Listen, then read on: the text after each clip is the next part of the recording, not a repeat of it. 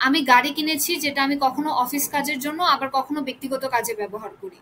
VAT রিটার্নে কি পুরো গাড়ির ভ্যাট ক্লেম করা যাবে নাকি কেবল অফিস ব্যবহার অনুযায়ী ভাগ করতে হবে?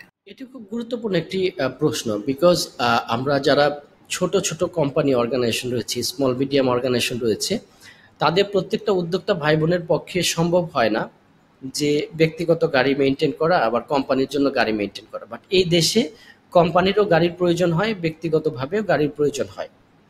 তো সেই ক্ষেত্রে অনেকেই উদ্যোক্তা ভাই বোন আমরা কি করে থাকি হচ্ছে যে একটা গাড়ি কিনে থাকি, সেটা কোম্পানির নামে হোক অথবা ব্যক্তিগত নামে হোক, যে কারণেই হোক, কোম্পানির নামে হলেও ব্যক্তিগত প্রয়োজনে আমরা ব্যবহার করি, আবার ব্যক্তিগত নামে হলেও কোম্পানির নামে ব্যবহার করে থাকি। এটা খুব কমন একটি ব্যবহার।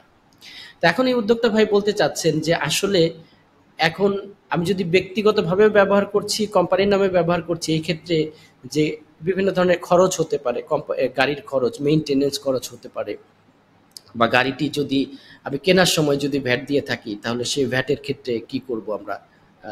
সেটা কি ফুল রিকভার করব না হাফ রিকভার করব? বা এক্ষেত্রে আপনার যে ডিজেল, ফুয়েল বা পেট্রোলের খরচ যেটা থাকবে, সহজ কথা, গাড়ির যে খরচটা, সেই খরচটার যে ভ্যাট বা এই, এবং ভ্যাট না শুধু এমনি খরচটাও, কর্পোরেট ট্যাক্সের খরচটাও আমরা কিভাবে করতে পারি? আমাদের আসলে স্ট্যান্ডার্ড পলিসিটা কি হবে? স্ট্যান্ডার্ড পলিসি হচ্ছে যে এই ক্ষেত্রে আপনি ফেয়ার ট্রিটমেন্ট করবেন। অর্থাৎ আপনি দেখবেন যে আপনার একটা রেজিস্ট্রি বুক আপনি ব্যবহার করতে পারেন। রেজিস্ট্রি বুক ব্যবহার করে কতটুকু সময় আপনি গাড়ির ব্যবহার করছেন সমস্ত মাসে নিজে, এবং কতটুকু সময় কোম্পানির কাজে ব্যবহার হচ্ছে, কত কিলোমিটার নিজে ব্যবহার করছেন, কত কিলোমিটার কোম্পানির কাজে ব্যবহার হচ্ছে। তো এইভাবে যদি আপনি মেনটেন করেন, দেখা গেল আপনার এক বছরে, এক মাসে বা এক বছরে ১,০০,০০০ কিলোমিটার আপনি ড্রাইভ করেছেন। সেক্ষেত্রে ৩০,০০০ কিলোমিটার আপনি নিজে ড্রাইভ করেছেন, ৭০,০০০ কিলোমিটার কোম্পানির কাজে ড্রাইভ হয়েছে। তাহলে আপনি 70-30 পোর্শন ভাগ করে ব্যবহার করতে পারেন। এখন এটা গেল ১ বছর পরে। এটা মান্থলিও আপনি করতে পারেন এই হিসাবটা। মান্থলি যতটুকু খরচ হবে, দেখা গেল ১০০ কিলোমিটার মাসে ইউজ হয়েছে।